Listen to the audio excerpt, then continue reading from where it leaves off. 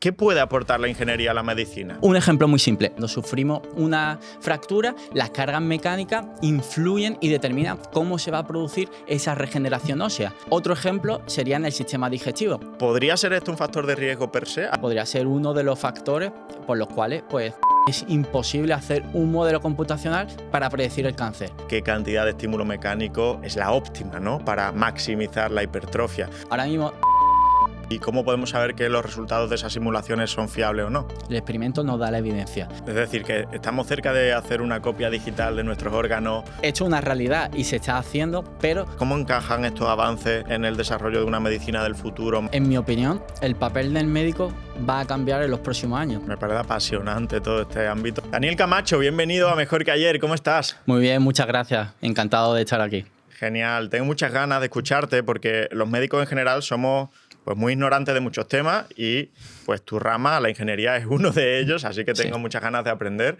Me traes por aquí tu tesis, que has leído recientemente, ¿no? Eres doctor en ingeniería mecánica y en tu tesis pues estudias el machine learning y los modelos mecanísticos, que nos explicarás ahora qué son, aplicados al crecimiento de las células tumorales. Eso es. Entonces, para el público de mi rama, sanitario o interesado simplemente en la salud, ¿qué puede aportar la ingeniería a la medicina? Sí, pues mira, esto la verdad es que es una pregunta que me hacen mucho porque de normal es algo que suele chocar, eso de escuchar ingeniería y medicina, pero siempre contesto lo mismo, que al final es utilizar la herramienta de la física, de la matemática y de la ingeniería para tratar de analizar, dar respuestas a problemas médicos. Entonces, lo que piensa la mayoría de las personas cuando habla de ingeniería y medicina quizás sea la ingeniería biomédica, que está más centrada en el diseño y desarrollo de dispositivos médicos, tales como implantes, prótesis, sensores de glucosa, resonancias magnéticas, rayos X y todo lo que eso conlleva en cuanto al análisis de datos, procesamiento de datos y demás. Luego también hay un área que yo distinguiría que es de la ingeniería de tejido, cuyo objetivo en este caso es el de desarrollar materiales biocompatibles, es decir, materiales que podamos introducir en nuestro cuerpo con fines de, por ejemplo, medicina regenerativa para reparar tejidos y demás. Pero yo además distinguiría otro área que es realmente el que me dedico yo, que es el de la biología computacional, que lo que tratamos es de hacer modelos matemáticos y simulaciones por ordenador para entender procesos biológicos y hacer predicciones. Predicciones, que va a ser una palabra clave yo creo en el día de hoy, es decir, anticipar qué va a suceder. Y para ello pues hacemos simulaciones de cómo crece un tumor, de cuál es la interacción del tumor quizás con las células del sistema inmune, optimizar tratamientos, es decir, explorar escenarios para tratar de responder a preguntas más del tema biológico. Y me preguntaba, bueno, el tema de qué conexión tiene con la ingeniería en la medicina. Esto sé que es algo súper abstracto y de hecho es algo que me suelen preguntar los compañeros de carrera, incluso de, bueno, ¿esto qué tiene que ver con lo que hemos estudiado en la carrera? Y siempre respondo lo mismo, que además de la herramienta que te da la carrera o la ingeniería en cuanto a coger un problema, tratar de llevarlo a un sistema de ecuaciones, analizarlo para tratar de ver qué va a pasar, también hay muchos conceptos de la ingeniería que tienen una transferencia a la medicina. Por ejemplo, un ejemplo muy simple, esta mesa. Un ingeniero, ¿vale? Lo que va a hacer es, según las cargas que hay en esta mesa, te va a calcular las tensiones y va a ver cómo se deforma. Y con eso va a determinar si se rompe la mesa o no, claramente. Vale, pues de igual forma podemos ver cómo se deforman nuestros tejidos, las células e incluso los tumores ante las cargas que reciben. Entonces, la siguiente pregunta que me va a hacer, bueno, ¿y para qué queremos hacer eso? Pues porque se ha visto y se sabe que los tejidos, las células, dan una respuesta biológica según los estímulos que reciben. Es decir, esta mesa es inerte, recibe la carga y nada más. No va a hacer nada, como mucho, se rompe o no se rompe. Pero tú, como ser biológico, si te aplico a ti una carga, seguro que tiene una respuesta, ¿verdad? Y al igual me echas de aquí y ya dejamos de grabar este episodio. Pues las células igual, según las cargas que reciben, van a hacer un proceso de transducción que van a procesar la información en una respuesta biológica. ¿Y qué cosas pueden hacer? Pues diferenciarse en otro tipo de células, iniciar algún proceso biológico, una función como comentado, diferenciarse, empezar a dividirse en su ciclo celular y proliferar, a lo mejor van a entrar en una muerte programada como apoptosis y demás. Es decir, las distintas funciones que tiene la célula. Por tanto, la ingeniería, muchos conceptos que tradicionalmente se han asociado, también tienen su cabida y tienen sus implicaciones en lo que es la medicina. Vale, entonces me estás hablando, en esa última parte me hablas de mecanobiología, es decir, de cómo las células responden a estímulos físicos, ¿no? Porque Exactamente. los médicos a veces pensamos que las células solo responden a estímulos químicos o metabólicos, ¿no? Como pues una citoquina que anda por allí, una hormona que se produce, pero realmente los estímulos físicos pues son totalmente condicionantes de lo que la célula va a hacer o no, ¿no? Sobre todo en el hueso, que hablaremos mucho del hueso, y en más escenarios que tú nos vas a comentar. Explícanos entonces, pues eso, ¿qué es la mecanobiología? Exactamente, es precisamente lo que has dicho. La mecanobiología estudia concretamente cómo la fuerza y las propiedades mecánicas del entorno de las células afectan a su comportamiento tanto en procesos fisiológicos, pero también en la enfermedad. Y es que tradicionalmente lo que tú decías, que siempre se ha considerado el aspecto químico, como las proteínas, hormonas y distintas sustancias afectan al comportamiento celular. Pero es que en el último par de décadas ya se ha visto que los estímulos mecánicos también tienen su cabida y afectan al comportamiento celular. Y esto es algo que tenemos súper presente en nuestra vida diaria. Incluso aquí habéis hablado en numerosas ocasiones. Por ejemplo, en el mundo del entrenamiento, pues ante un estímulo mecánico adecuado, el músculo va a tratar en un proceso de mecanotransducción de adaptarse a la carga, desarrollando una hipertrofia muscular. También en el mundo de la fisioterapia, por ejemplo, cuando tiene una afectación del tendón, una tendinopatía, pues un abordaje suele ser el ejercicio excéntrico. ¿Por qué? Porque el ejercicio excéntrico va a hacer que las nuevas fibras que se van a ir regenerando se alineen en la dirección en la que se aplica la carga y además mejora esta regeneración. Es decir, una carga mecánica está favoreciendo la regeneración del tendón. Y de igual forma, en nuestros tejidos óseos, ya también había hablado aquí muchas veces de cómo la exposición a carga desde la temprana edad en el proceso de este desarrollo está asociado a una mayor densidad ósea y cómo también esta exposición hace que se minimice el proceso de pérdida de la densidad ósea en lo que sería nuestra vida. Pero esto que observamos a nivel macroscópico realmente está sucediendo a nivel de la célula, a nivel individual de la célula. Y te puedo dar más ejemplos. Se ha visto que dependiendo en cultivos celulares, dependiendo de la rigidez en la cual se cultive esas células, del entorno, del sustrato, se ha visto que las células madres son capaces de diferenciarse en distintos tipos de células dependiendo del ambiente, cómo de parecido sea al fisiológico. Es decir, cuando son tejidos blandos, en una matriz más blanda, pues se diferencian quizás en neuronas, y si ese ambiente tiene una rigidez más parecida al hueso, pues van a diferenciarse al final en una célula pues, presente en el hueso. Pero también en el desarrollo embrionario.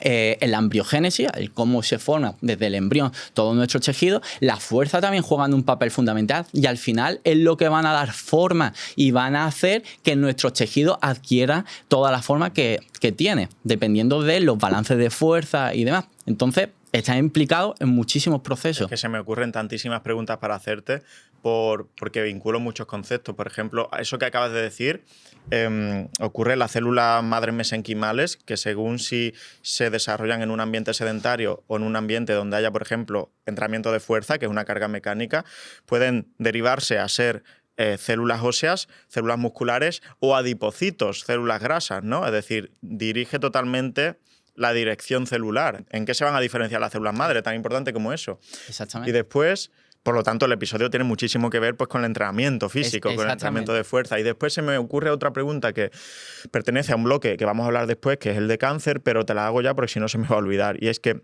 muchas veces en obesidad, la obesidad sabemos que es un factor de riesgo de hasta 13 tipos de cáncer y los que no conoceremos. Pero siempre se ha vinculado ese incremento de riesgo únicamente a los factores metabólicos. Es decir, la obesidad pues, genera un entorno hormonal más anabólico, más favorecedor del cáncer, con más inflamación crónica de bajo grado y con más estrés oxidativo, que al final pues, son factores de riesgo que favorecen el cáncer. Pero, ¿podría ser el factor mecánico de la obesidad otro factor más? Es decir, piensa que al final las células de nuestros órganos, cuando tienen un panículo adiposo así de grande encima, no tienen digamos, un estímulo mecánico fisiológico, natural, ¿no? Están sujetas a otra presión, a otras propiedades mecánicas ¿Podría ser esto un factor de riesgo per se, además de los metabólicos? Exactamente, totalmente.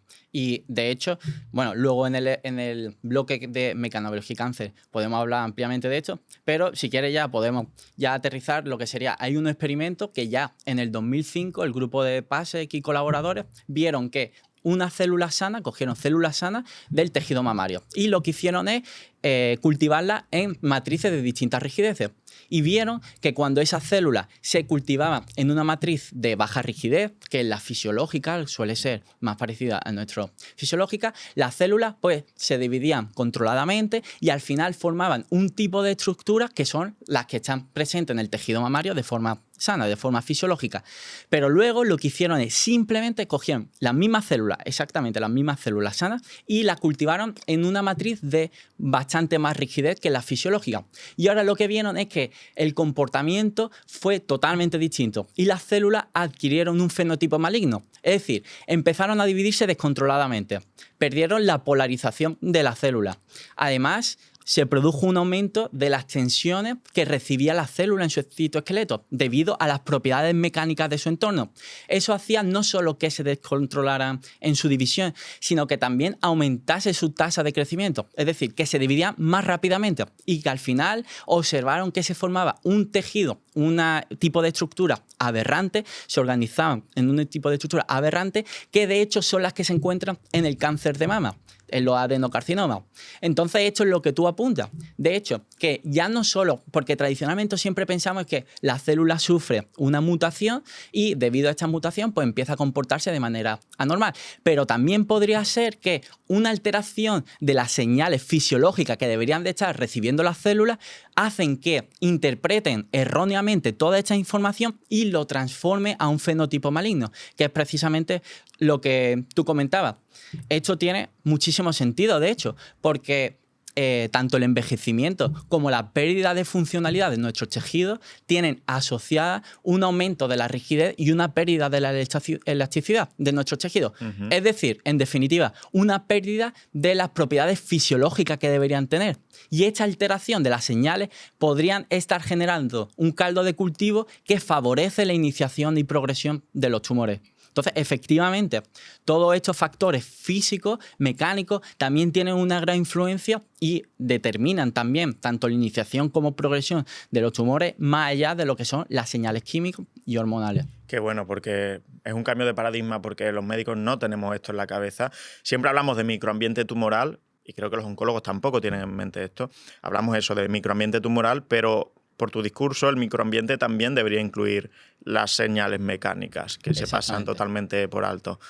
Que al final son estímulos físicos, ¿no? Que lo tenemos muy claro con la radiación, por ejemplo, que son carcinógenos, que al final es un estímulo físico, no es una radiación, una energía. Pero también otro tipo de estímulos físicos pues son importantes, ¿no? Sí. Un premio Nobel reciente tiene que ver con la mecanotransducción. Exactamente, sí. De hecho, eso, en 2021 le dieron el premio Nobel a Arden Patapoutian por un descubrimiento que hizo ya en 2010 de una familia de proteínas, las proteínas piezo, que actúan como interruptores moleculares en lo que sería la superficie de la célula. Y entonces, depende de la presión que reciben, se abren y dejan pasar iones y generan una señal eléctrica. Luego nuestro sistema nervioso interpreta esa señal eléctrica y gracias a eso pues tenemos, por ejemplo, el sentido del tacto o sentimos cuando nuestra vejiga está llena. También sabemos la posición ahora mismo de nuestras piernas sin tener que mirarlas. Es decir, nos da la propiocepción. Entonces, este premio Nobel que del trabajo de 2010 estaba abriendo realmente un nuevo lenguaje entre las células, cómo transducen lo que sería, en este caso, la presión a través de estas vías y lo llevan a una respuesta biológica y sentimos, pues, tanto la propiocepción como otros sentidos de nuestro cuerpo. Otro ejemplo sería en el sistema digestivo. Cuando el alimento llega al intestino, siente esta presión y envía señales que hacen que pasen más lentamente por el intestino para así poder absorber lo que sería todos los nutrientes. Claro. Y de hecho, cuando esta proteína, la piezo 2, no funciona correctamente, pues este alimento pasa o demasiado rápido o demasiado lento y produce problemas digestivos, tanto como podría ser estreñimiento, diarrea y demás. Por tanto, claramente está regulando muchos procesos en nuestro cuerpo, el ambiente mecánico y en este caso concreto la presión. Y esas señales, ya que has hablado de las señales digestivas, también esas señales mecánicas de saciedad impulsan otras señales químicas como la regulación de hormonas que promueven la saciedad, ¿no? Entonces es una interregulación entre señales mecánicas y químicas continuas. Exactamente. Súper, súper interesante. Y Daniel, antes de entrar en el cáncer, que creo que es el bloque estrella, vamos a hablar de otro bloque quizás más aterrizado para nosotros, que es el hueso, ¿no? Yo siempre digo en mis vídeos que el entrenamiento de fuerza o el entrenamiento con cargas es un nutriente para el hueso. Entonces, explícanos qué papel tiene la mecanobiología en la regeneración ósea. Hemos estado comentando cómo afecta a la densidad ósea en procesos de crecimiento y luego a la pérdida. Pero también en la regeneración ósea. Cuando sufrimos una fractura, las cargas mecánicas influyen y determinan cómo se va a producir esa regeneración ósea. Con unas cargas mecánicas moderadas se va a favorecer la regeneración ósea y la inmovilización o una carga excesiva va a impedir o va a dificultar esta regeneración ósea. Entonces, en primer lugar, en el hueso lo que se produce es un callo óseo que está caracterizado por una menor rigidez y aumento del volumen. Luego, este callo óseo pues, va a empezar a reclutar células madre que se van a diferenciar luego en cartílago y luego en hueso. Y en todo este proceso, las cargas mecánicas están influenciando. Para hacernos una idea, típica película de Hollywood, el protagonista se parte la pierna y lo primero que hace es entablillarse. Le está dando una señal mecánica para favorecer la regeneración ósea. Pero esto, que tenemos realmente, son cuestiones que tenemos muy presentes en nuestra vida, se han hecho estudios y análisis. Por ejemplo, en mujeres con osteoporosis, lo que se le ha hecho, se ha probado ponerla sobre plataformas vibratorias.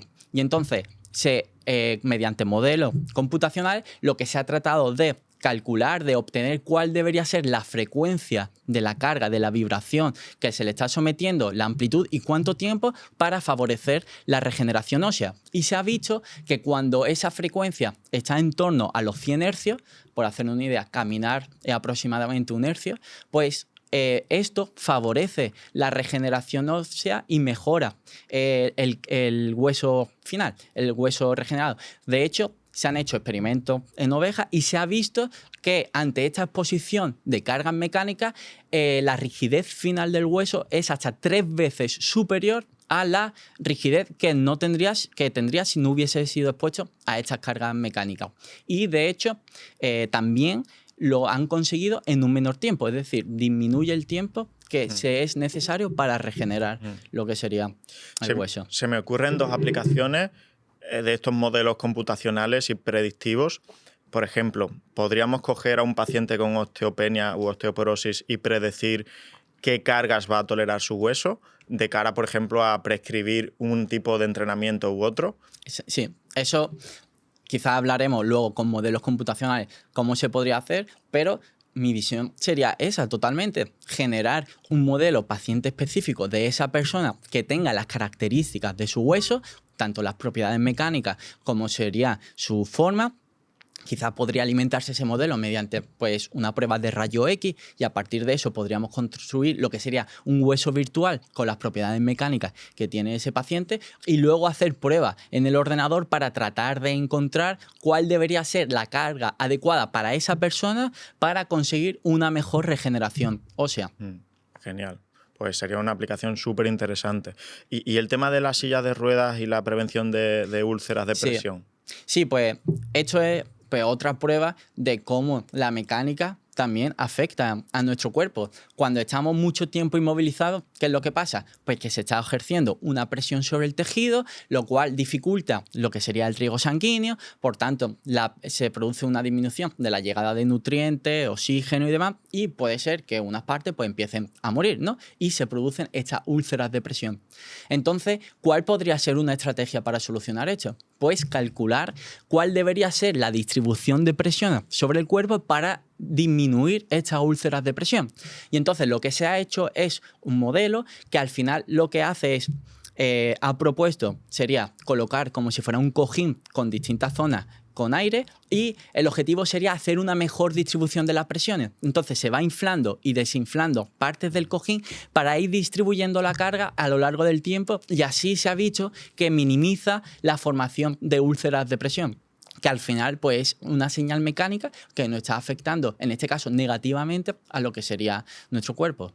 Muy bueno. Y de aplicación totalmente útil en cualquier hospital donde haya pacientes encamados, ¿no? Exactamente. Que son todos.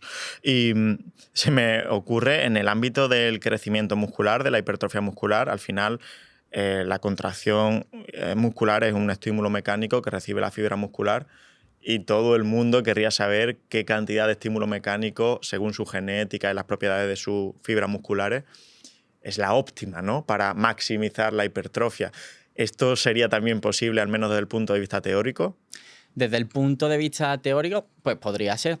Pero lo que pasa es que cada vez pues, vamos añadiendo capas de complejidad, y eso implica ir sofisticando cada vez los modelos. Y ahora mismo no conozco un modelo que proponga cuál sería la carga óptima en base a tus mecanismos de, no sé, de generación de hipertrofia y demás, pero algo que obviamente se podría estudiar, y quizá en el futuro pues podamos tener este tipo de modelos y poder personalizar incluso lo que sería el ejercicio físico, y hacer un modelo que haga una predicción de la respuesta de la persona ante el entrenamiento. Claro, eso sería buenísimo. Eso, si lo conseguís, cambiáis el paradigma del entrenamiento físico, ¿no?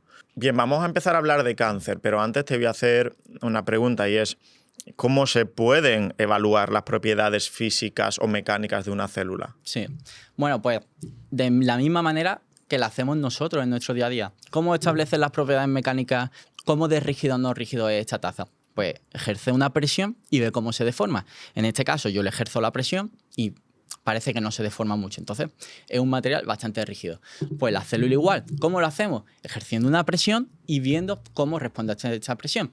Entonces, una técnica es la microscopía de fuerza atómica, que imagínate una especie de tocadiscos con una aguja diminuta, y lo que hace es presionar sobre la célula y calcular cuánta fuerza está ejerciendo para hundir la célula. Entonces, con estos datos se puede calcular cuál es la rigidez de la célula y su tipo de respuesta, si es más elástica, si es menos elástica o si es más viscoelástica y demás. Vale, de acuerdo. ¿Y las células cancerosas tienen diferentes propiedades mecánicas que las sanas? Sí, pues, a ver, parece ser que tienen propiedades mecánicas distintas a las fisiológicas. Es decir, podemos pensar si son más rígidas o menos rígidas que una célula sana. Entonces, esta respuesta es complicada en el sentido de que el cáncer es muy heterogéneo, y entonces existe multitud de tipos de cáncer, incluso en un mismo tipo, multitud de comportamientos. Entonces es muy difícil establecer una regla que diga cómo son todas las células cancerosas. Lo que sí parece ser es que normalmente suelen ser más blandas que las células sanas. Y esto, sí, parece ser que son menos rígidas. Y esto le permite deformarse y infiltrarse tanto por el tumor para escapar y para infiltrarse en lo que serían los vasos sanguíneos y linfáticos. Entonces, parece ser que tienen por lo general una menor rigidez, pero se ha visto casos en los cuales pues, tienen una mayor rigidez que las células sanas. Sí, lo que sí parece ser es que suelen estar fuera de valores fisiológicos. Vale, entonces, ¿por qué cuando el doctor te hace la exploración física y a la palpación nota una masa, un tumor, esta masa es dura respecto al tejido circundante?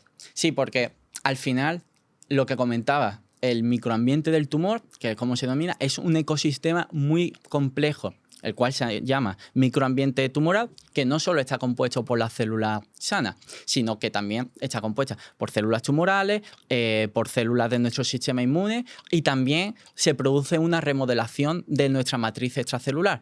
Normalmente los tumores son más rígidos que nuestros tejidos porque se produce una rigidización de la matriz extracelular. Entonces, por definir un poco antes, lo que sería el orden. ¿Qué es la matriz extracelular de la célula? Bueno, pues la célula no se encuentra ahí flotando, sino que está adherida en un complejo, un sistema tridimensional que se denomina matriz extracelular, que está compuesto por principalmente proteínas de colágeno, pero también otras proteínas y moléculas, y dan soporte y estructura a lo que sería la célula. Es decir, imaginémonos una maraña de cables y tenemos la célula pues, enganchada en esta maraña de cables. Entonces, las propiedades mecánicas de esta matriz extracelular es la célula la está sintiendo. Vale. La analogía es muy clara. Es como nosotros. Imagínate que andamos por la playa o andamos en cemento. Nosotros también percibimos nuestro entorno, cómo de rígido o no rígido es. Pues las células igual están percibiendo cómo son las propiedades mecánicas de esta maraña de cables, de toda la matriz extracelular. Entonces, esta matriz extracelular suele ser menos rígida en nuestros tejidos normales, sanos, fisiológicos. Sería como andar sobre pues, la arena de playa. La célula pues, está tranquila, digamos, se puede mover fácilmente, no está muy solicitada a cargas mecánicas, ¿vale? La puede deformar libremente. Pero, en cambio, los tumores se caracterizan por un incremento, una rigidización de la matriz extracelular. Lo que comentaba, ¿por qué los tumores son más rígidos? Pues por diversos motivos. En un primer lugar, podría ser por el crosslinking de las fibras de colágeno, otro por el reclutamiento de fibroblastos. Las células tumorales y del estroma también remodelan la matriz extracelular, entonces esta matriz extracelular cada vez se vuelve más caótica y el tumor está actuando sobre esta matriz extracelular. Y de vuelta la matriz extracelular da señales de nuevo al tumor, tanto química, pero también con cargas mecánicas. Entonces se crea ahí un círculo vicioso que determina y afecta a la progresión de lo que sería el tumor. Entonces, a pesar de que una célula de por sí tumoral, cancerosa, pueda ser menos rígida como tal, es el ambiente en conjunto, todo este conglomerado de células de nuestro sistema inmune, células de nuestro sistema sano, lo que sería la proliferación de toda esta cantidad de células, la rigidización de la matriz extracelular, lo que hace que a nivel macroscópico tengamos esa sensación o sean los tumores más rígidos que a la palpación. nuestro... Pero, Dani, ¿qué fue primero, el huevo o la gallina? Es decir, la pregunta que te hago. Cuando nosotros pensamos en el desarrollo de un proceso oncológico, se nos viene a la mente una célula que, por diferentes motivos, y a veces es el azar, en su material genético genera una mutación y empieza a dividirse descontroladamente. Y después pensamos que esto, a posteriori, cambia su microambiente tumoral y empiezan los problemas. Sin embargo, tú estás dando una visión que puede incluso ser al contrario, que una célula totalmente sana, sensando señales mecánicas de su entorno, se torne cancerosa. O sea, ¿qué es primero, el huevo o la gallina, ¿no? Porque me surge esa pregunta. Pues dependerá de cada caso y del mecanismo que sea de iniciación de este tumor. Habrá muchos casos en los que se deba por una mutación de lo que es la célula, pero lo que comentábamos, la célula puede no tener ninguna mutación, pero empieza a recibir señales anómalas que no debería. Entonces, estas señales anómalas están haciendo que interprete en un comportamiento que no debería tener la célula. Esto químicamente, al igual, lo ve más claramente cuando se produce, pues, no sé, una inflamación de bajo grado, que ahora está más en estudio, lo que sería, pues, un aumento, no sé, de lo que serían estresores, como aspectos químicos, un cortisol elevado, quería decir. Y todas estas señales químicas, al igual, la célula podría ser una célula sana, pero todo este caldo de cultivo de señales químicas equivocadas puede hacer que llegue a un comportamiento anómalo. Pues del mismo modo, aunque parezca menos intuitivo, las cargas mecánicas igual. Cuando recibe unas cargas mecánicas, las células están muy solicitadas, le están empujando por todos lados. ¿Y eso qué va a llevar? Pues quizá una remodelación de su citoesqueleto. Va a llevarlo a pues que ciertas proteínas se plieguen o se estiren de una cierta manera que lo lleve a tener un cierto comportamiento distinto al que debería esa célula deber estar teniendo fisiológicamente. Entonces, deja de estar el tejido en homeostasis como tal. Y quizá pues esto sea un motivo o bueno, en los experimentos que estaba comentando antes se ha visto que es un motivo que puede llevar a una iniciación de lo que es el tumor. ¿Y qué crees que en nuestro contexto moderno y occidental, qué factores pueden deteriorar la calidad de ese armazón proteico que es la matriz extracelular? O sea, ¿qué puede enfermar nuestra matriz extracelular? Claro, pues el envejecimiento claramente va a hacer que se produzca una pérdida de la elasticidad normal de nuestros tejidos, que al final va a producirlo.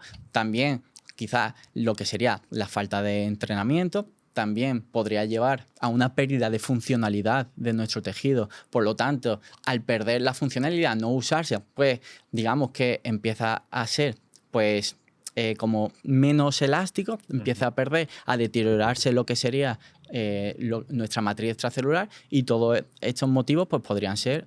O sea, el sedentarismo, fundamentalmente. Podría ser uno de los factores por los cuales pues contribuyen a estas pérdidas de la funcionalidad de nuestra matriz extracelular. Qué interesante, porque seguro que hay muchos factores que todavía desconocemos, ¿no? Porque es algo en lo que no hemos puesto el foco nunca. Claro, podría ser un indicativo como un predictor. Nuestra funcionalidad de tejido, sus propiedades mecánicas, la elasticidad que deberían tener fisiológicamente y la que tienen. Quizá eso puede ser un predictor, y quizá si nos enfocamos en ese ambiente de las células, si conseguimos modificarlo, podríamos quizás frenar lo que sería esta iniciación. Qué bueno. Y siempre que, o sea, si realmente se menciona para algo en oncología la matriz extracelular, es para hablar de los procesos metastásicos.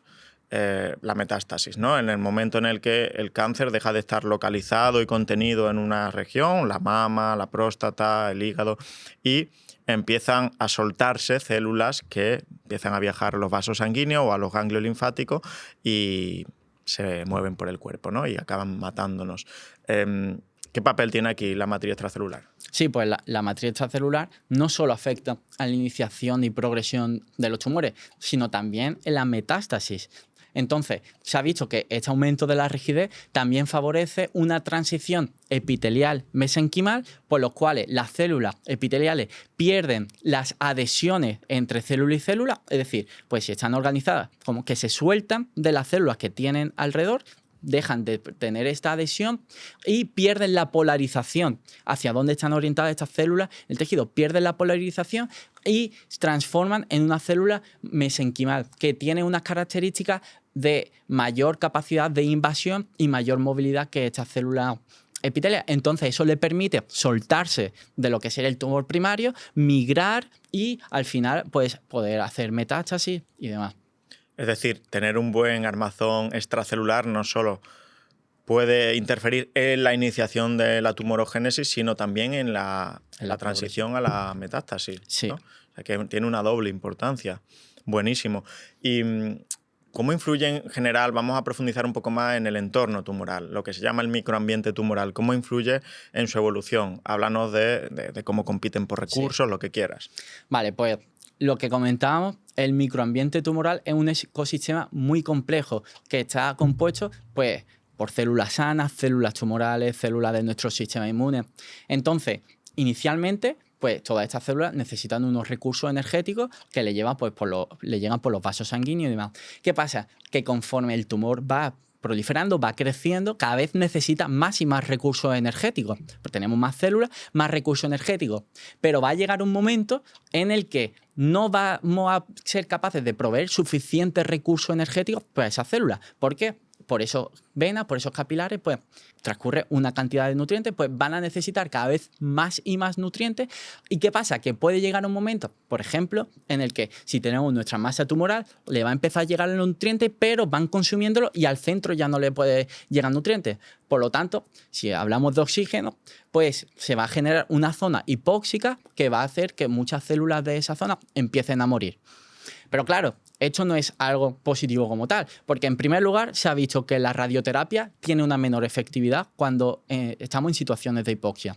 Y por otro lado, los tumores activan mecanismos de supervivencia y adaptación en estas condiciones. Entonces, son capaces de cambiar de metabolismo y obtener energía a través de otras vías.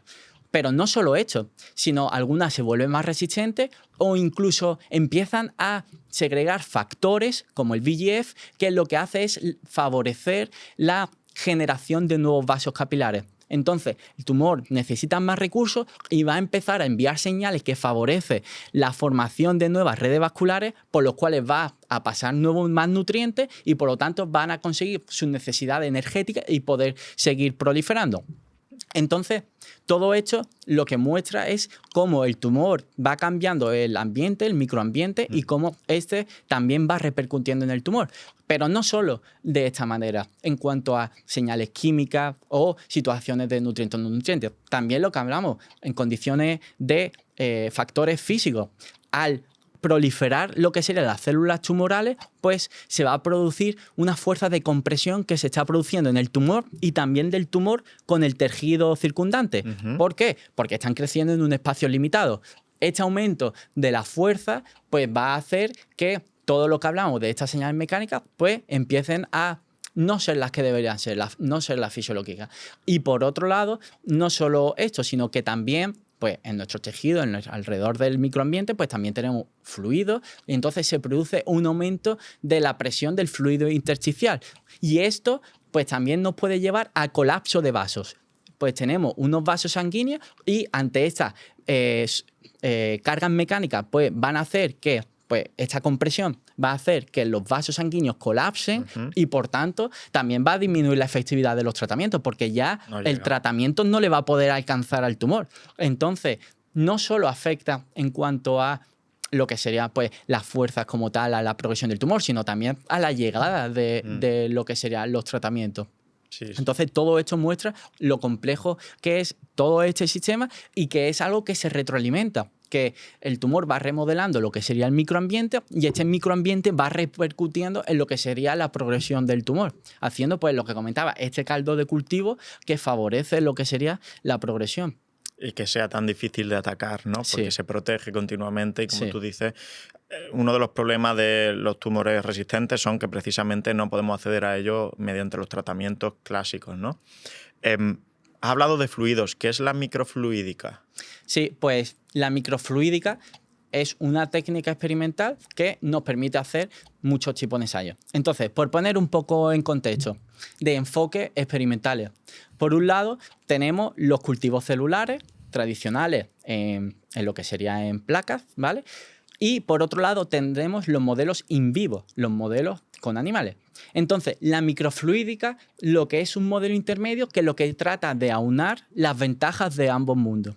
Entonces, es una técnica tridimensional, ¿vale? Al contrario del cultivo celular 2D, es una técnica tridimensional que permite recrear mejor que este tipo de cultivo las condiciones fisiológicas, como algo más parecido a lo que sería el in vivo, ¿no?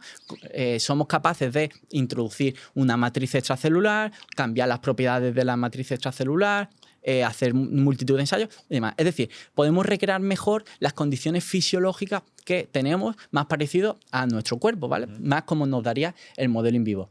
Pero, por otro lado, es mucho más barato que, por ejemplo, el modelo in vivo y, además, te permiten un mayor control sobre los experimentos que el modelo in vivo.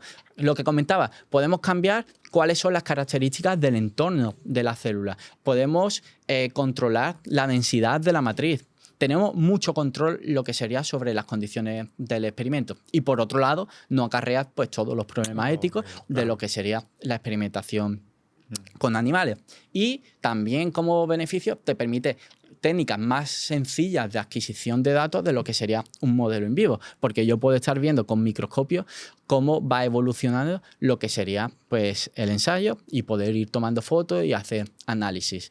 Entonces, en este tipo de experimentos pues se pueden hacer muchísimas aproximaciones. Una de ellas es, por ejemplo, estudiar cómo crecen los tumores. Entonces, una estrategia que se hace es cultivar células individuales tumorales y observar a microscopio cómo se comportan estos tumores, cómo crecen y cómo van evolucionando. Pero no solo esto, también se le puede meter células de nuestro sistema inmune y ver cómo interactúa con las células del sistema inmune. Y también se puede hacer pues, ensayos de migración más relacionados con la metástasis, ver cómo se mueve la célula en distintos ambientes, con distintos nutrientes, distintas cantidades de glucosa y demás, o incluso por canales. También hay ensayos en los cuales pues, hay una serie de canales y se ve cómo la célula va decidiendo según pues cómo va sintiendo el ambiente y demás, por dónde migrar o no migrar. De hecho, una prueba que con lo de la matriz extracelular, ¿cómo afecta a la metástasis? Bueno, pues hemos comentado lo de la transición epitelial mesenquimal, pero también hay un fenómeno que se ha visto, que es la durotaxis. Es decir, cómo la célula determina hacia dónde migrar dependiendo de la rigidez del ambiente. Y se ha visto que suelen migrar, tienen una preferencia direccional en su migración hacia las direcciones de máxima rigidez. Y esto es lo que se denomina durotaxis. Y se ha observado experimentalmente en este tipo de... Migran hacia donde hay más rigidez. Sí, dan unas señales y suelen migrar allá donde hay una mayor rigidez, en el gradiente de mayor rigidez de la matriz extracelular. Pero no solo durotaxis, que sienten el ambiente, también quemotaxis, que es hacia factores químicos. Hay factores químicos que señalizan hacia dónde migrar. Pero no solo eso, sino también la topotaxis. La forma del ambiente también influye. Y, por ejemplo, en estos experimentos, lo que comentaba de los canales. Hay canales, pues, con distintas formas. Uno sería, imagínate, pues, un camino recto, otro sería como un camino con curva, otro sería como un camino, cada uno una tortuosidad distinta. Y se ha visto que esto afecta a cómo, quizás sea por su capacidad de hacer una protrusión, es decir, sacar un brazo, adherirse a esa zona y tirar de ella. También cómo la presión hidroestática del fluido afecta a la migración. Cómo se ha visto que migran dependiendo de la presión hidroestática del fluido y suelen moverse en donde el gradiente sea mayor. Pues en todo tipo de ensayos pues pueden hacerse en lo que serían en estos dispositivos de microfluídica y entender mejor los procesos celulares, tanto, por ejemplo, del crecimiento de lo que sería de tumores como lo que sería pues la migración. Y también, por último, señalaría lo que sería la formación de organoides en este tipo de dispositivos, que serían organizaciones multicelulares que realizan las células distintos procesos celulares. Hay una multitud de funciones que representan o recuerdan algunas características, algunas funciones propias de nuestro órgano. Y entonces, mediante estos organoides, pues se puede estudiar pues, procesos de desarrollo, cómo se forman ciertas partes de nuestro tejido, de nuestro cuerpo, tener modelos experimentales y ver cómo pues, todas estas señales químicas y mecánicas pueden romper lo que sería esta formación normal y hacer, pues, por ejemplo, una formación más, lo que sería asociada a un tumor. Nada, me parece apasionante todo este ámbito. Me imagino que en todos estos grupos de trabajo hay médicos, hay ingenieros, ¿no? Es un trabajo súper conjunto y súper bonito, ¿no? Sí, es un trabajo muy multidisciplinar en el cual, por ejemplo, en nuestro grupo de investigación, en el M2B, tenemos tanto ingenieros, pero también matemáticos, físicos y luego la parte de biólogos, biotecnólogos, médicos. Y también tenemos colaboraciones con partes clínicas, con médicos, radiólogos, oncólogos y demás. Entonces, no es un trabajo de una persona como tal, sino que al final son distintas maneras de abordar que todas se van complementando entre ellas y cada uno pues va aportando una parte de lo que sería un trabajo conjunto de realización, por ejemplo, del experimento. Pues ahí habrá una persona más, biotecnólogo, biólogo y demás. Análisis del experimento y luego pues el desarrollo de modelos para poder ampliar lo que sería este experimento y analizarlo. ¿Y qué son los modelos computacionales asociados a la salud? Un modelo lo que sería es tratar de traducir un fenómeno que nosotros observamos, ¿vale? Algo de nuestra realidad, en una serie de ecuaciones que reproduzca pues, esa evolución. Y luego, la palabra computacional lo que le está añadiendo es que eso lo hacemos por ordenador. Básicamente, igual que tú haces cálculos en una calculadora, pues se hace en un ordenador. Entonces, un modelo computacional no es más que eso. Puede parecer algo bastante abstracto, y sé que lo es, pero puede parecer que va desde algo muy sofisticado, pero hay modelos de todo tipo, desde cuestiones más triviales hasta cosas más sofisticadas.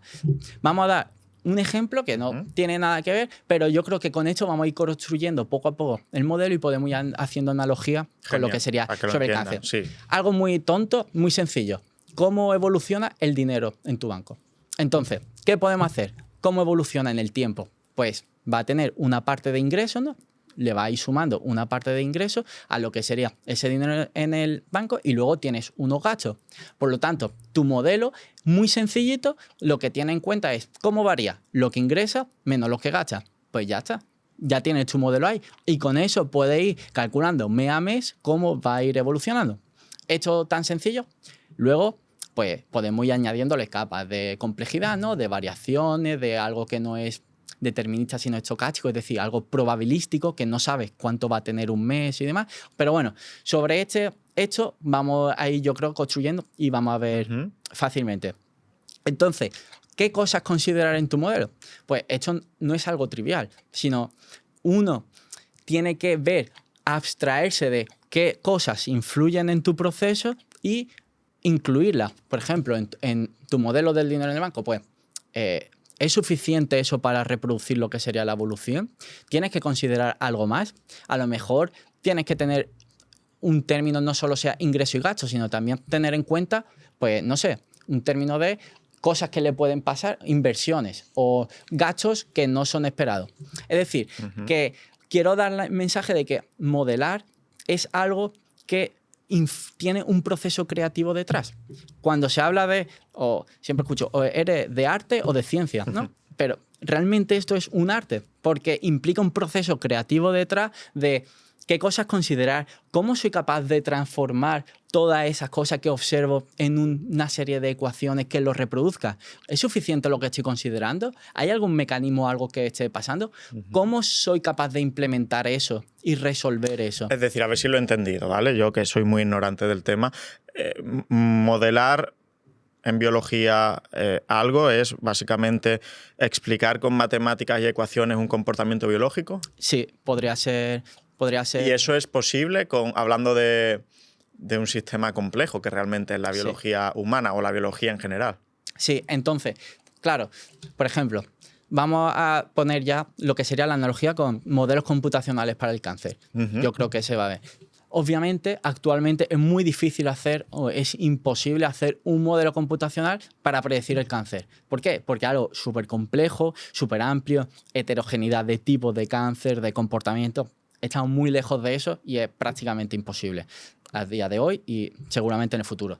Lo que sí podemos hacer son pequeños modelitos, ¿vale? Pequeños modelos que nos reproduzcan, pues, distintos comportamientos o distintas partes. Por ejemplo, cómo se inicia o cómo crece un tumor que no está teniendo una interacción con el sistema inmune, o cómo interactúa, cómo en esa fase va creciendo, interactuando, cómo le afecta a lo mejor una llegada de nutrientes y que dejen de llegarle nutrientes. Es decir, podemos estudiar distintas partes o hacer modelos de unas partes de lo que sería el cáncer. Es decir, tenemos que hacer simplificaciones, obviamente.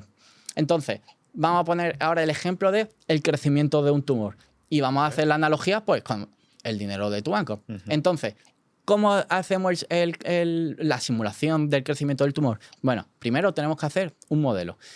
Venga, vamos a reproducir cuál sería el volumen del tumor en el tiempo, ¿de acuerdo? Entonces, ¿qué va a tener?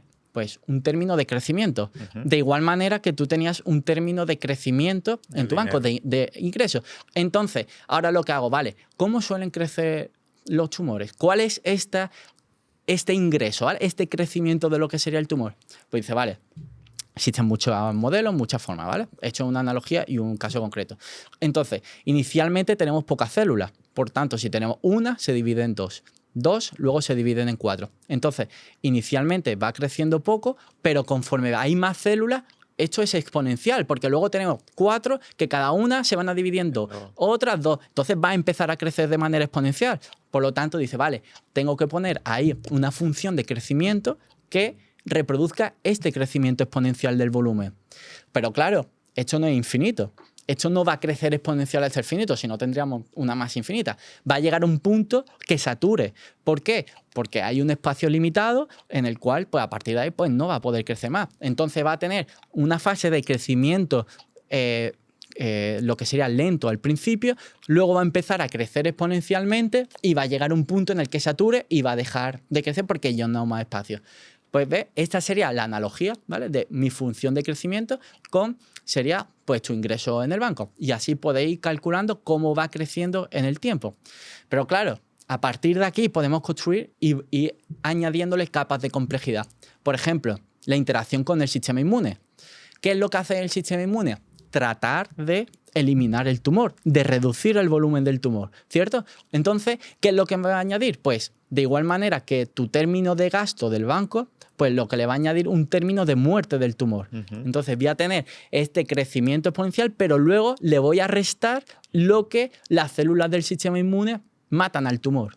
Entonces, pues ya tengo mi ecuación con mis dos términos. Y entonces, pues puedo ir simulando cómo va creciendo y también cómo va matando y predecir en el tiempo cuál sería el volumen del tumor. Y claro, esto para poder hacerlo, pues necesitamos datos experimentales o de pacientes para contrastar pues lo que estamos haciendo realmente predice y se ajusta a lo que sería la evolución real. Y así, poco a poco, pues podemos ir añadiendo capas de complejidad y intentar considerar distintos procesos, hacer pequeños modelitos que nos permitan reproducir pues, ciertas cuestiones biológicas de, en este caso, lo que sería el cáncer. ¿Y qué ventajas tienen los modelos computacionales respecto a los estudios, a los experimentos, los ensayos? Bueno, los experimentos son fundamentales y son insustituibles, porque son los que nos atan a la realidad y los que nos dan la evidencia. El experimento nos da la evidencia, ¿vale? Pero tiene una serie de limitaciones. En primer lugar, suelen ser caros o son más caros que los modelos y también suelen ser lentos. Por ejemplo, si yo quiero hacer un experimento sobre el crecimiento del tumor, pues yo tengo que cultivar la célula y observarla durante días, semanas, ver cómo evoluciona. Es decir, requiere su tiempo, son caros y son lentos. Por otro lado, suele ser difícil, a veces complicado, establecer causalidad, una causa-efecto. ¿Por qué? Porque es difícil aislar cómo afectan cada una de las variables. En un experimento es muy difícil tener el control sobre una sola variable sin modificar el resto. Por ejemplo, si yo cambio la rigidez de la matriz, no solo estoy cambiando esa rigidez de la matriz, sino también estoy modificando cómo le llegan los nutrientes, la porosidad de esa matriz, la permeabilidad y demás. Es decir, yo no suelo tener el control sobre una sola variable, ¿vale? Sino al modificar uno, también estoy cambiando las condiciones de lo que sería el experimento. Por tanto, es difícil establecer muchas veces una causa y un efecto. Y aquí es donde los modelos computacionales brillan y donde tienen todo su potencial y pueden aportar. En primer lugar, son rápidos y son baratos. Yo puedo hacer un modelo computacional y luego puedo lanzar miles de simulaciones. Puedo lanzar cientos de miles de simulaciones y ver en cada simulación cómo se comporta. Pero no solo eso, sino que tengo el control total sobre la simulación. Es decir, puedo modificar término a término para ver cómo responde ante esa variación. Yo en mi modelo sí puedo modificar la rigidez de la matriz sin modificar el resto de factores. Yo puedo modificar cómo le llegan los nutrientes sin modificar el resto de factores. Por lo tanto, tengo el control total y puedo establecer mucho más fácilmente una causalidad entre la modificación de los factores y el resultado o las respuestas que tengo. Por tanto, los modelos computacionales tienen el potencial de dar respuestas a preguntas que la medicina ni los experimentos van a poder. Vale, ¿y cómo podemos saber que los resultados de esas simulaciones son fiables o no? Eso es una buena pregunta porque, claro, antes de dar por buenos los resultados, hay que validar los resultados. Tenemos que validar nuestro modelo computacional. Esto es contrastar que los resultados que tú obtienes, ¿vale?, efectivamente se equivalen o equiparan, reproducen efectivamente pues, aquello que observamos del experimento o de la evolución de un paciente y demás. ¿Esto qué es lo que implica? Simplemente comparar el resultado que tú obtienes con el resultado que realmente ha habido en el experimento. Y en base a eso refinas, ya sea redefiniendo lo que sería el modelo, cambiando cosas del modelo o calibrando el modelo, que sería modificar los parámetros, los valores que le tengo que meter ahí para efectivamente reproducir lo que sería el fenómeno biológico en cuestión. Entonces, he de recalcar que eso, hasta que un modelo computacional o un modelo, lo que sea, no está validado, los resultados son hipótesis, no son conclusiones, que también tienen su cabida. ¿Por qué? Porque te van a permitir explorar muchísimos escenarios, explorar nuevas ideas, abrir nuevos caminos, pero claro, son hipótesis. Luego habrá que hacer un experimento o demás para poder efectivamente ver si eso sucede o no. Hay un modelo, un concepto, mejor dicho, muy bonito, que es el del gemelo digital. ¿Qué es un gemelo digital?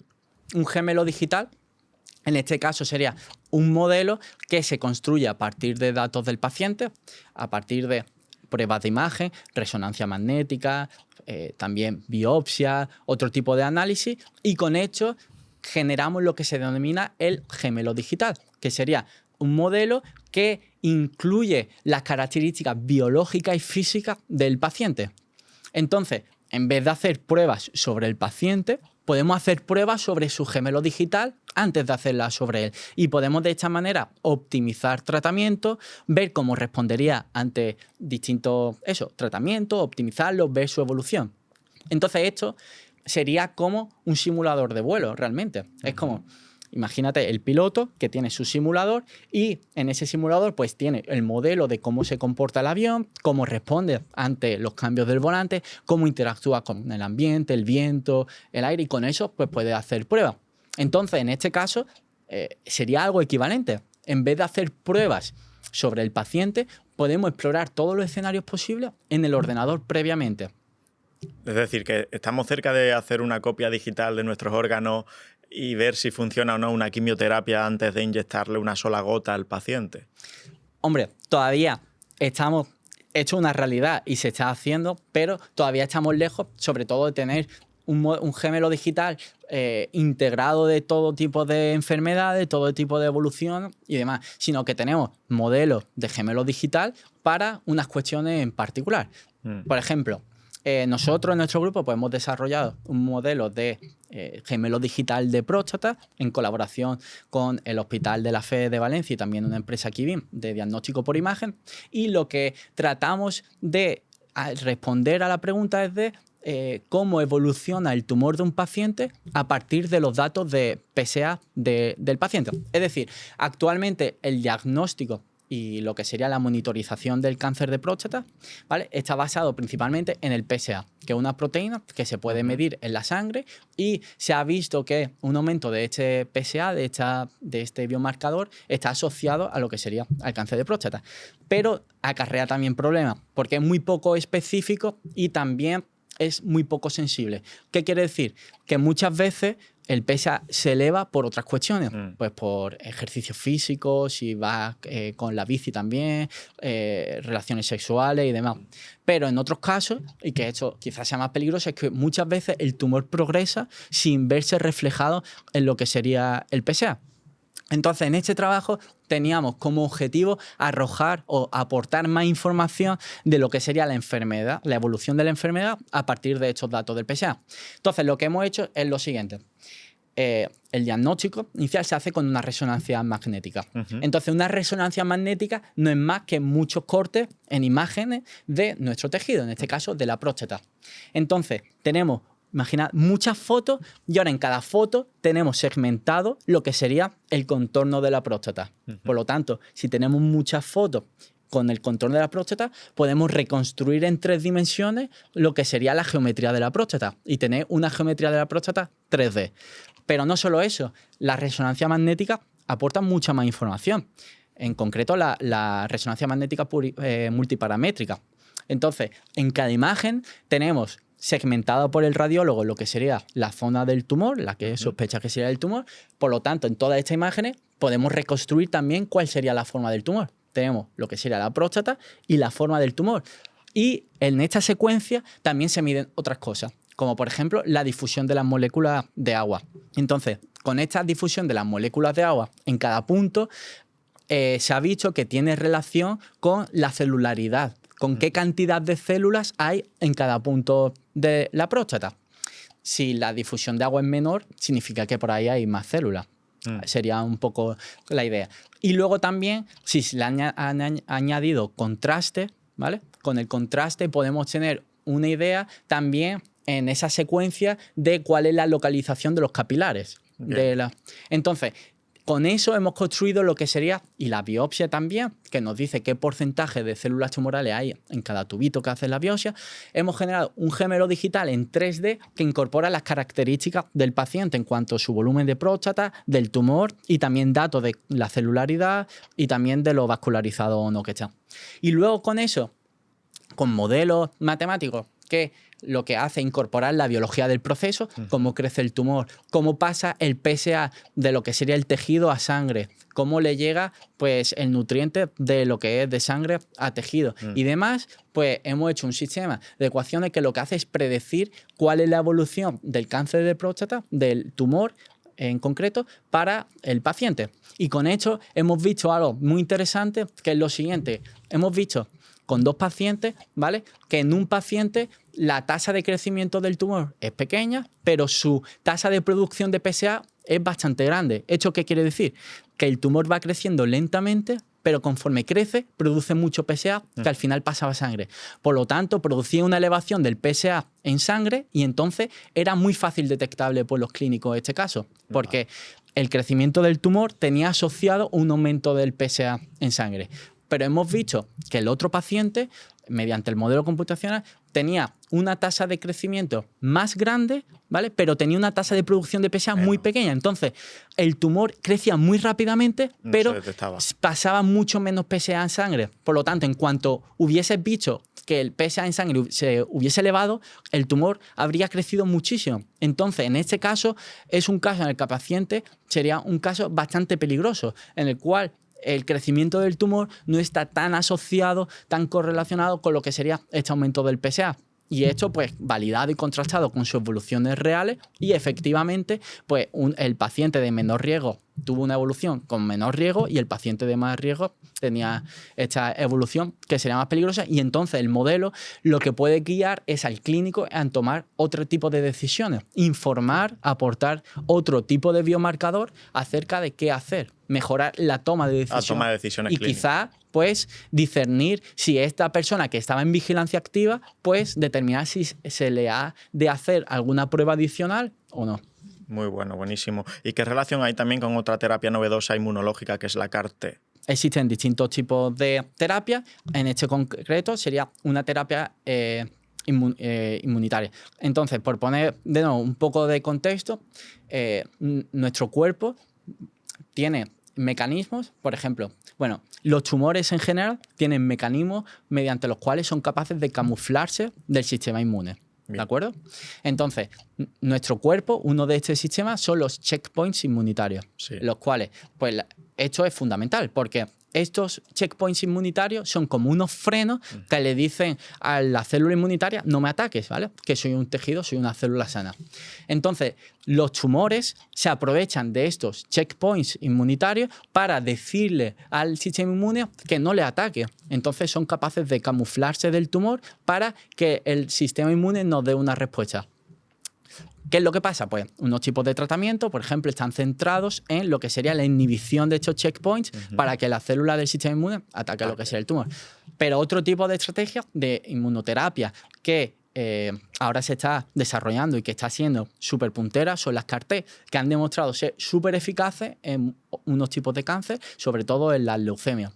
Entonces, en este caso, la inmunoterapia en general lo que hace es mejorar las capacidades de nuestro sistema inmune. En este caso, el planteamiento a mí me parece brutal. Lo que se hace es, se le coge al paciente células de su sistema inmune y luego en el laboratorio lo que se le añade es el CAR, se le llama, que es lo que permite hacer que el sistema inmune detecte al tumor. Y entonces lo que se hace en el laboratorio sería mejorar las capacidades de las células del sistema inmune para que sí reconozca el tumor y para que lo ataque. Luego en el laboratorio, pues estas células T mejoradas con el CAR se reproducen, se obtienen muchas de estas células inmunes y luego se pasan de nuevo a lo que sería el paciente. Entonces esto ha demostrado ser súper eficaz en leucemia, pero están teniendo problemas o limitaciones en lo que serían los tumores sólidos. ¿Por qué? Bueno, pues hay diferentes hipótesis o diferentes motivos. Uno de ellos es por la gran heterogeneidad de los tumores sólidos. Existen multitud de tipos de tumores sólidos, cada uno multitud de comportamientos, entonces no existe un CAR único para detectar a todo esto. Entonces hay que desarrollar los CAR para poder detectar a lo que sería el tumor.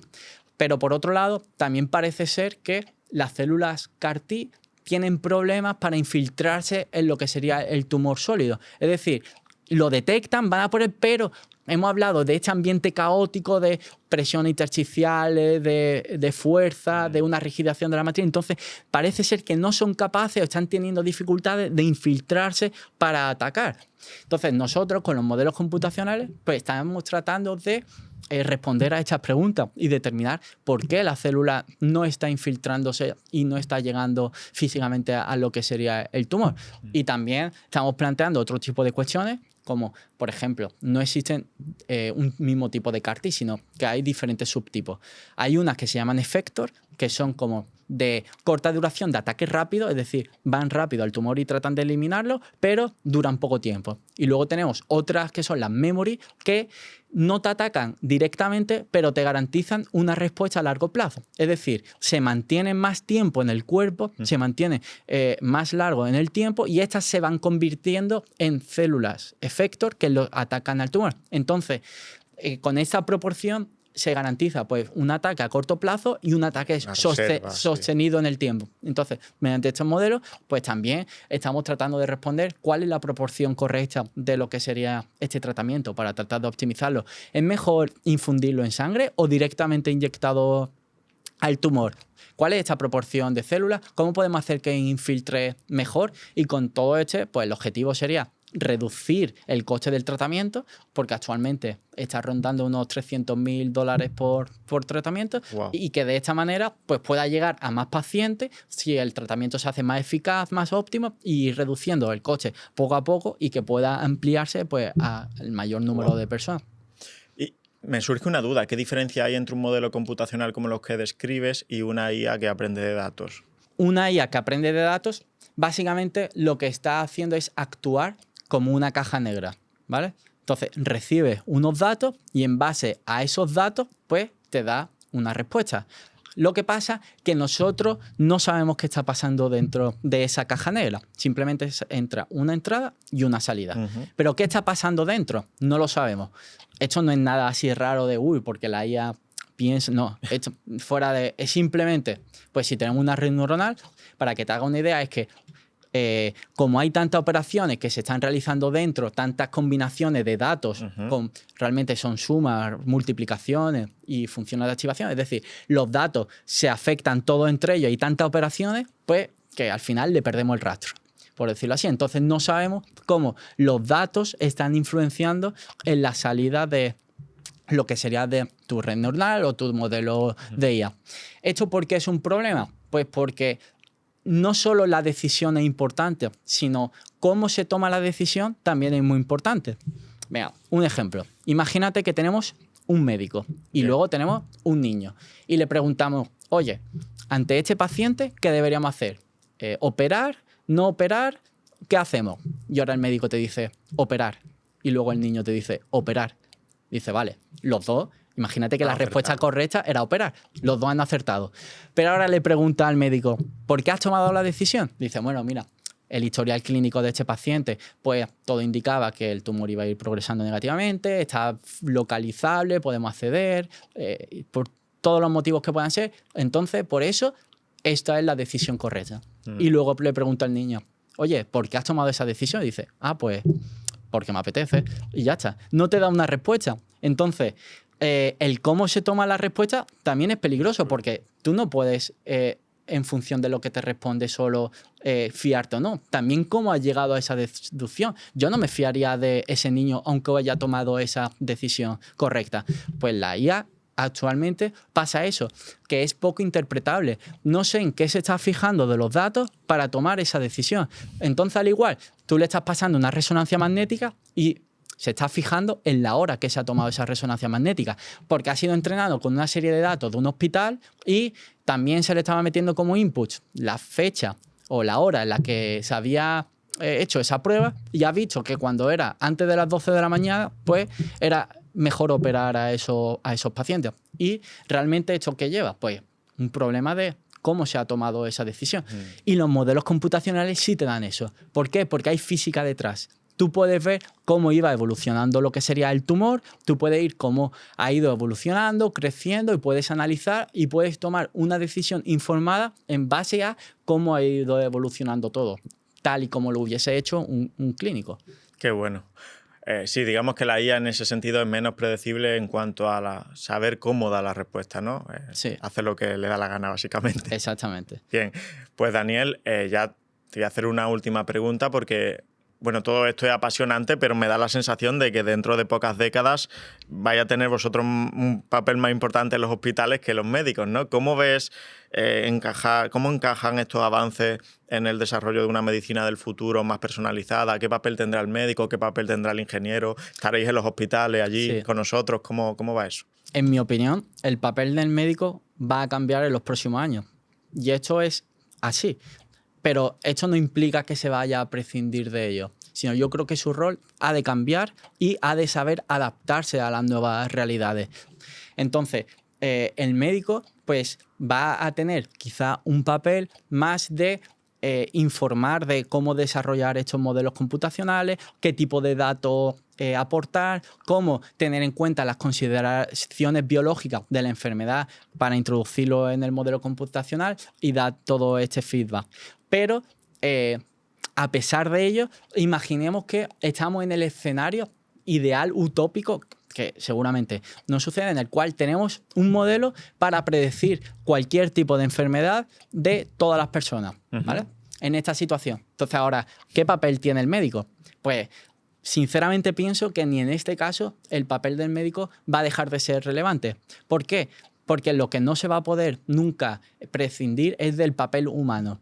Y esto es claro en otro tipo de profesiones, por ejemplo, en la nutrición o el entrenamiento. Es decir, hoy en día el valor que da una rutina o un plan de nutrición es, en mi opinión, bastante bajo, porque en Internet puedes encontrar entrenamiento de 3 días adaptado a tus necesidades, a tus consideraciones y de la nutrición igual.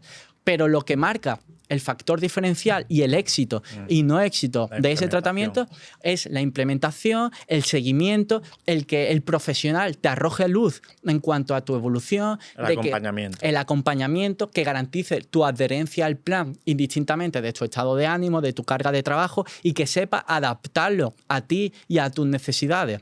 Entonces, esto es lo diferencial y lo que hace que un tratamiento, en este caso, por ejemplo, de nutrición y entrenamiento, tenga éxito o no tenga éxito, que tenga una adherencia y sea capaz de adecuarlo a las necesidades y requerimientos de la persona. Pues yo creo que el médico pues, va a ser algo similar. Va a acompañar al paciente y le va a ser capaz de explicar que, aunque no tenga un resultado a corto plazo en este momento, que ese es el camino a seguir, le va a reducir incertidumbre, por lo tanto, va a evitar que abandone los planes y va a ir acompañando en la enfermedad a la persona y en todo este proceso pues ayudando a lo que sería al paciente de igual forma que lo están haciendo ya otras profesiones y que para mí creo que es el factor diferencial de éxito, por ejemplo, tanto en la nutrición como en el entrenamiento. Sí, pienso igual. Creo que vamos a tener que hacer un ejercicio de ego importante en el sentido de que estamos muy cerca de que, por ejemplo, en el diagnóstico médico, pues la tecnología diagnostique mucho mejor que un médico. Yo creo que eso ya ocurre, sobre todo en ciertos ámbitos de la medicina como en la radiología, ¿no? Con ayuda de la IA, pues tenemos ya métodos de diagnóstico mucho más precisos que el ojo humano, ¿no? Incluso para pues, un médico que lleve trabajando 30 años, ¿no? Claro. Pero siempre está el factor que tú dices de, vale, la tecnología ha hecho el diagnóstico, esto se traduce en un tratamiento óptimo que también me lo ha dado o me ha ayudado a darlo la tecnología, pero hay que implementarlo en el paciente, hay que explicárselo de la mejor forma posible, hay que acompañarlo durante el proceso, hay que motivarlo a que tenga adherencia al tratamiento, sí. Hay que explorarlo, estar con... Sí, yo creo que se van a modelar mucho, se van a cambiar mucho las funciones del clínico de pie de cama. Sí, igual que una resonancia magnética, una radiología no ha sustituido a un médico, sino lo que le ha hecho es facilitarle la toma de decisiones, pues los modelos van a hacer lo mismo. Simplemente van a aportar un biomarcador extra, el cual el médico va a considerar. Y en vez de simplemente tener el análisis de la resonancia, análisis de sangre, biopsia y más, pues va a tener una pata más en el cual tomar una decisión y tener menos incertidumbre en el proceso. Por lo tanto, va a mejorar su toma de decisiones y poder llegar y tratar mejor a los pacientes. Y si algunas otras pruebas pues, no dan indicativo, pero el modelo computacional sí, pues ese es el momento de tomar más acciones médicas y pautar pues, lo que serían más pruebas. Qué bueno. Pues Daniel, me ha parecido una charla apasionante, la verdad muy diferente a las que solemos tener en el canal y me alegro un montón de que hayas venido porque al menos nos has hecho pensar un montón, así que te lo agradecemos de verdad. Bueno, muchas gracias por la invitación y ya está. Simplemente lanzar un mensaje final de que poco a poco se vayan integrando cada vez más ingenieros físicos, matemáticos en el hospital y que empecemos a colaborar todos juntos, médicos y también una parte pues, de lo que es ingeniero matemático y físico para poder ir colaborando y avanzando en lo que sería la medicina poco a poco y hacer cada vez la medicina más personalizada y más centrada en el paciente. Genial. Pues ya sabes que nos queda pendiente un episodio de medicina regenerativa, ¿eh? Vale. Así que ahora hay que empollar más para poder hacer este en el futuro. Te tomo la palabra. Eso es. Un placer y muchísimas gracias de verdad. Y chicos, pues un episodio más, episodio 112 ya de Mejor que Ayer. Le damos las gracias a Daniel y también os damos las gracias a vosotros que habéis visto pues, el episodio, que es lo más valioso, ¿no? Y nos ayuda a que el proyecto siga continuando. Así que un fuerte abrazo, nos vemos en el episodio 113 y a seguir empoderando.